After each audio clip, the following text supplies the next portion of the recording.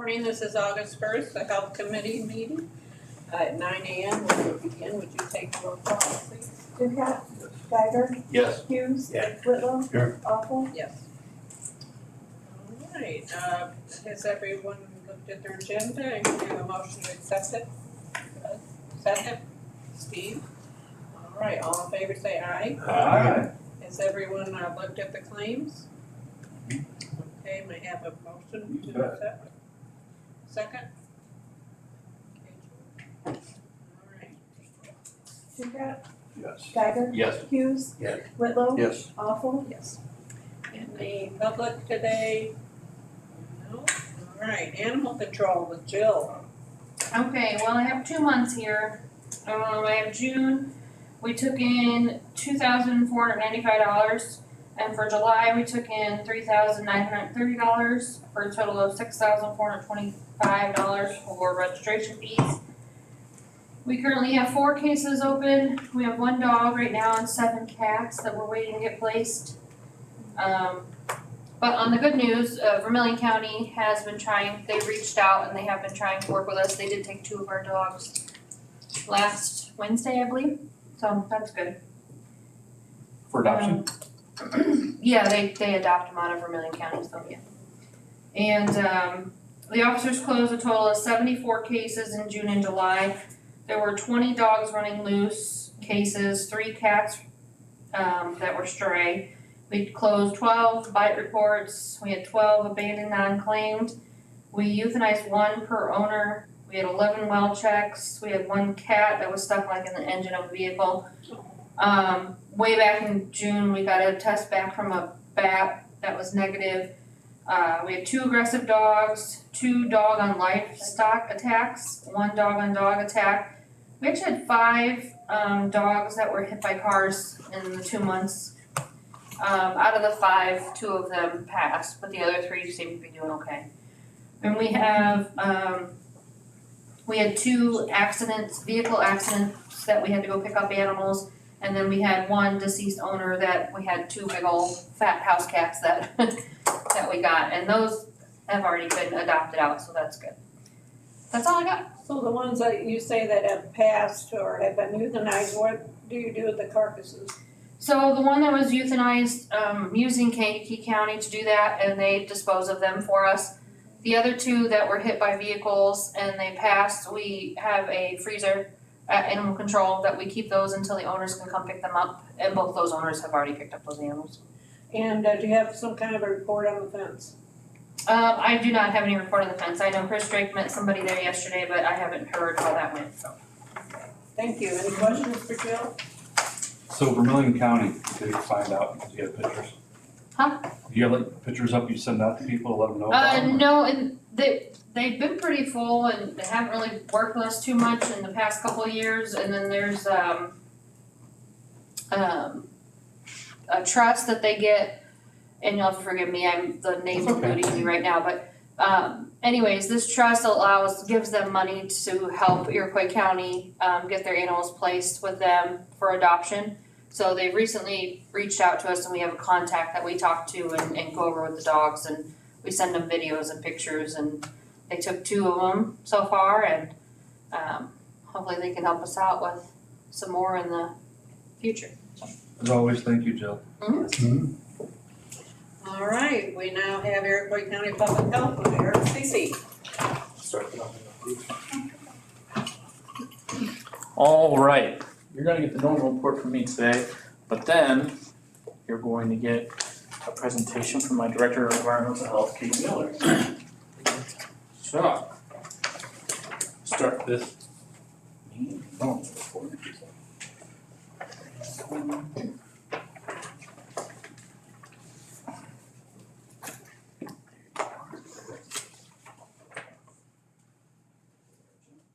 you. So I got you. Thank you. There you go. That's it.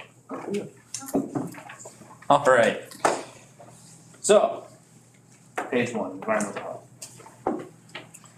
We're looking at 65 inspections. You notice 2 large numbers in the first top section. 65 inspections and 26 temporary permits issued.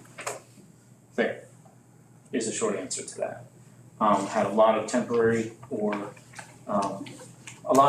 establishments show up at fair, and they're all pretty good, but we had to go and do inspections for that, so there are a lot more inspections in the month of July, and that's normal business for us. We had one food complaint, I don't think anything came of that. And, oh gosh, what was that plan submittal for? That plan was Coffee and Friends. Thank you. Polio orders, what are those? 2 polio orders, yep. One I believe was here in town, the other was Gilman. I think the other was Bowman. Young North Main, North Central? Yeah. North Central. Water samples, pretty normal business, actually a bit less number of kits went out this month. 4 unsatisfactory samples, that's not abnormally high. Usually when wells are being worked on, sometimes samples come back bad and they gotta retest or chlorinate a well, and then it comes back good, so nothing terribly abnormal with that. In the wells section, you notice 10 permits for sealed wells. One contractor ended up doing a lot of sealed wells in the northeastern corner of Iroquois County at a lot of properties that are no longer, where their homes no longer exist, so. Nothing abnormal in private sewage. You notice we're still doing West Nile surveillance, which is important. And I'll talk about that a little bit later when we talk about bats. But nothing positive in Iroquois County at this point in time.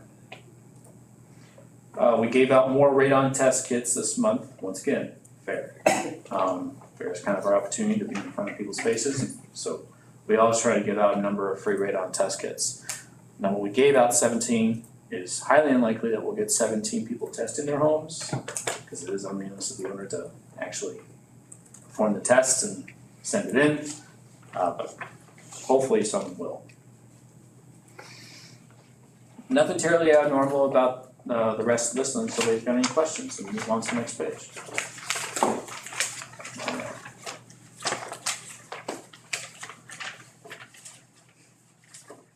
Page 2.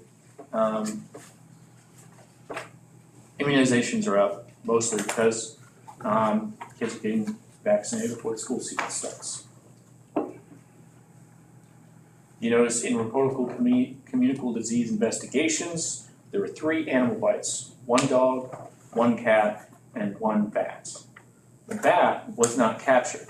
So if you look down at rabies, nearing the bottom of the page, there is a 1.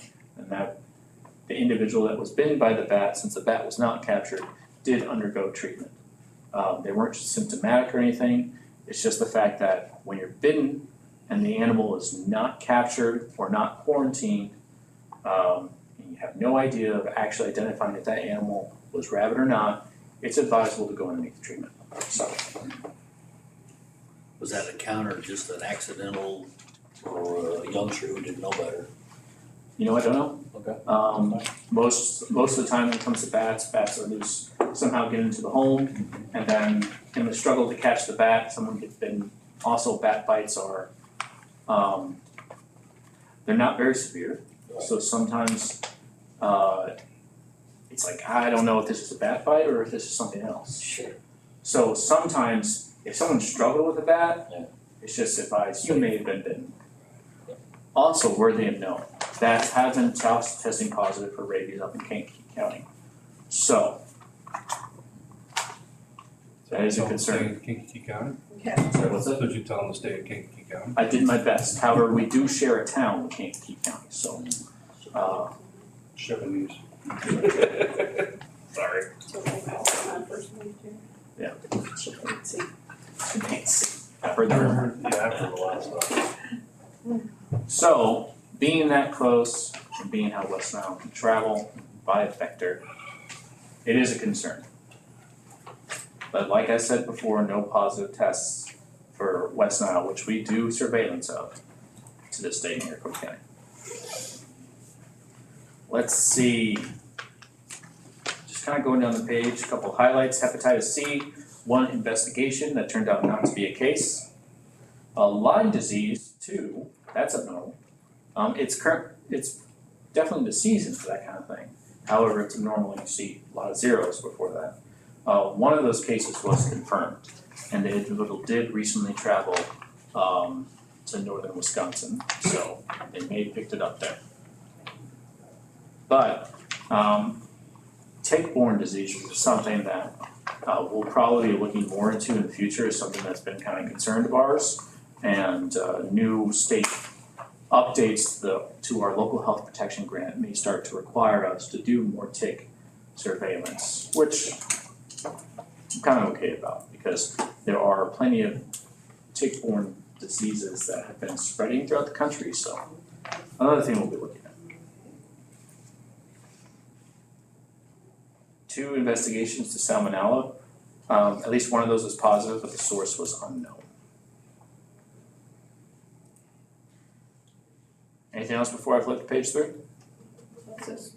TULAREMIA, Tularemia. tularemia. Yep. What is that? That is I believe that's viral hemorrhagic fever. And it's actually one of the scenarios we practice for, because it is potentially a disease that could be rampant, and we have the mass distributed antibiotics for in our SNS planning. This was just one investigation. I do not believe it was a positive case.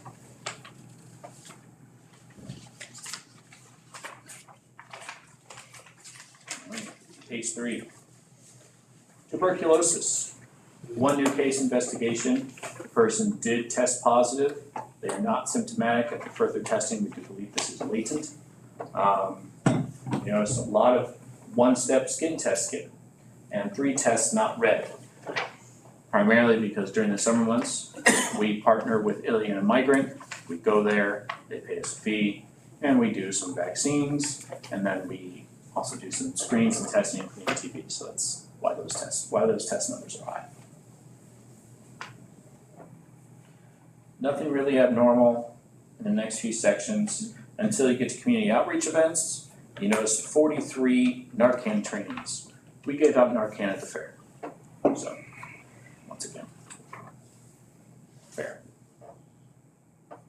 Nothing really abnormal on this page unless everybody's got any questions. No, we'll flip.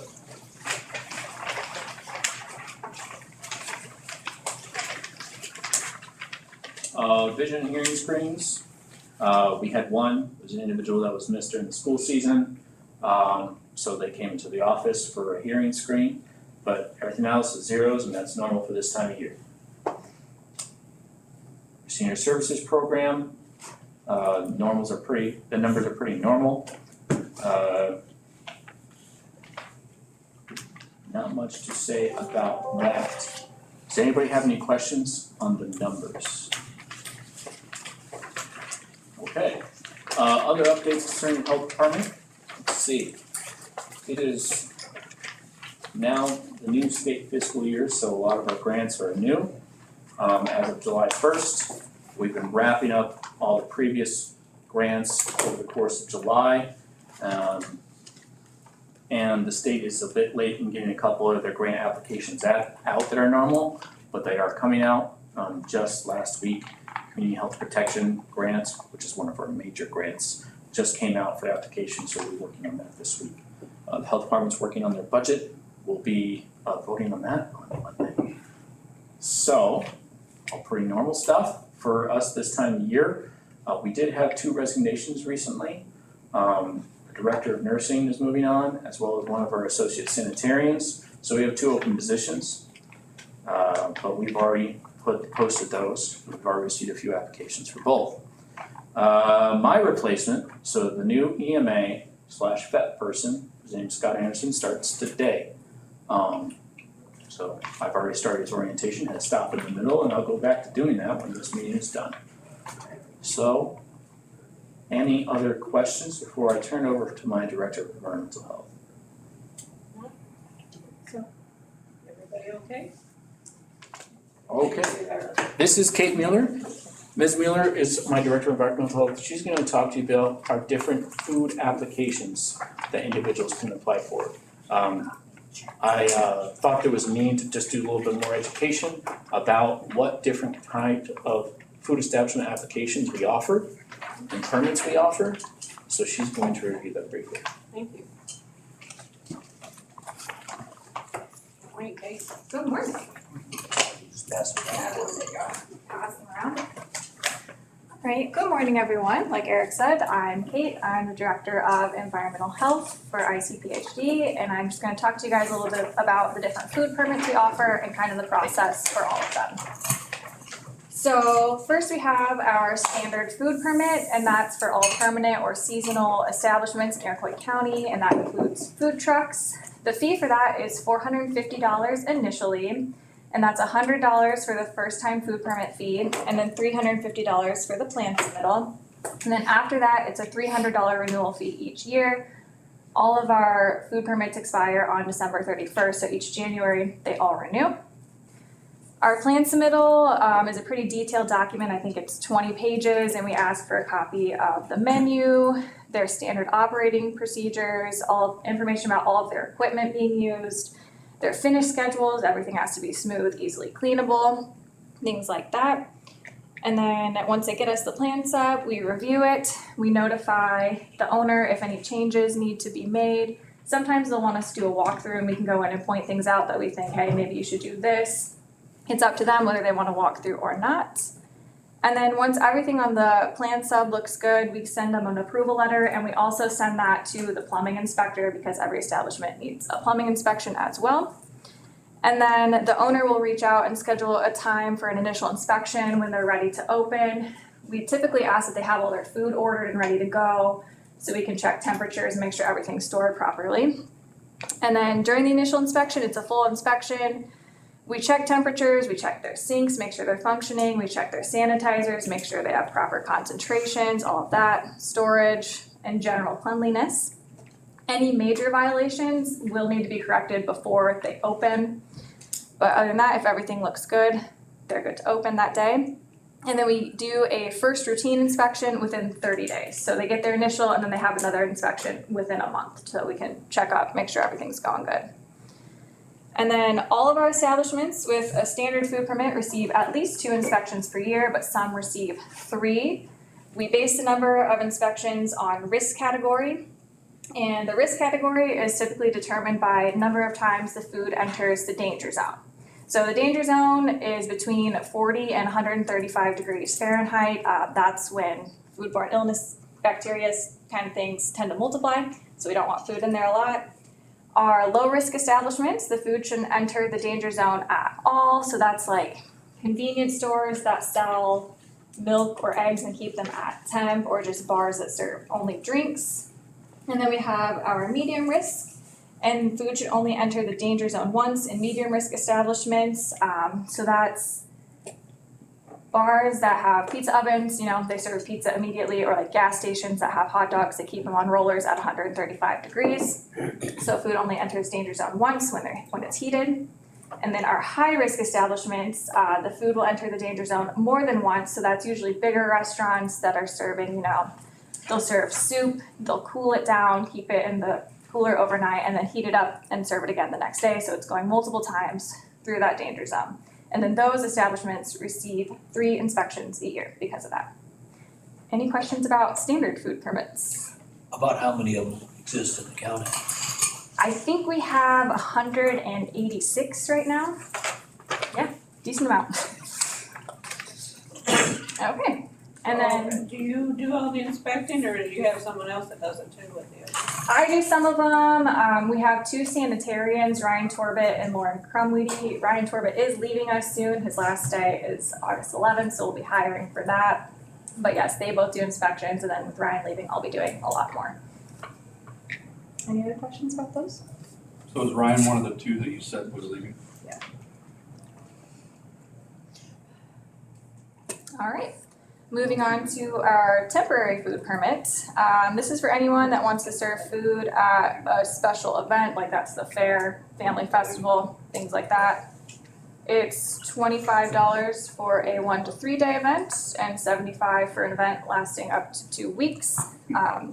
This application just consists of what types of food are gonna be served, how they're gonna clean their dishes, if they're using disposable utensils, that sort of thing. How their temperatures will be maintained, where their hand washing is gonna be, basic things like that. We usually issue this permit at time of inspection. We try to inspect all of our temporaries just to make sure everything looks good, and we schedule those an hour or two before they're set to begin food service. And then for temporaries, any major violation has to be corrected on site, because they're gonna be serving food that day. Questions about temporaries? Okay.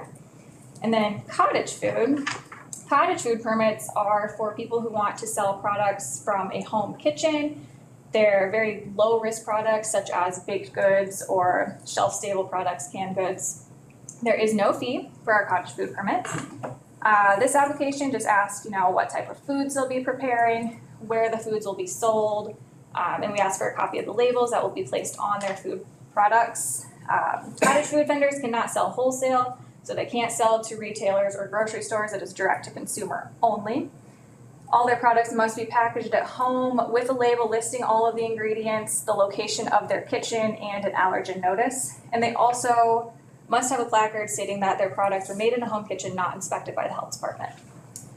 Cottage food permits are a little different because cottage food vendors apply for a permit within their home county. So a cottage food vendor located in Iroquois County applies for a permit with us, but then they can sell their food anywhere within the state. They just have to be licensed in the county where they're making the food. And inspections for cottage food are conducted on a complaint basis only. So if we get a foodborne illness complaint about a cottage food vendor, that's when we would go into their home kitchen and do an inspection. Cottage food questions? All right. And then last we have our farmer's market permit, and this is a pretty new one. This is for vendors who are selling meat or eggs only at farmers markets or similar gatherings. It doesn't apply to vendors selling whole produce or anything like that. It is $50 for the year, and it's good for any farmers market within the county. Our application just asks, what type of products they'll be selling, where their products are processed, if they are, and how they'll be kept at temp, and then what farmers markets they intend to sell at and when. Any egg vendors just have to provide us a copy of their Department of Ag egg license, and then inspections are typically conducted at the farmers markets, or we can go into their home and do them prior, and they're mostly just temperature checks and origin checks to make sure everything is looking good. Any questions about that? A lot of work. It is. Back to your cottage food, Uh-huh. that's for people who are not wholesaling it. Right. Yeah, they You have a can. category for people who have grown and they decide I can manufacture enough to put in a, That is regulated by the state. okay. So we're not really involved with any wholesale. Same way then with breweries, are they? Yeah, that is not State. us. I believe Okay. that's state and also liquor commission. I'm Okay. not sure on that. Thank you. Yeah, any other questions? Questions? All right, well, Thank you those are our very food much. That was permits. interesting. Make sure you're safe. Okay, have we any old business before us? New business? I have a motion to adjourn. We have a call and a second. All in favor say aye. Aye. Meeting adjourned.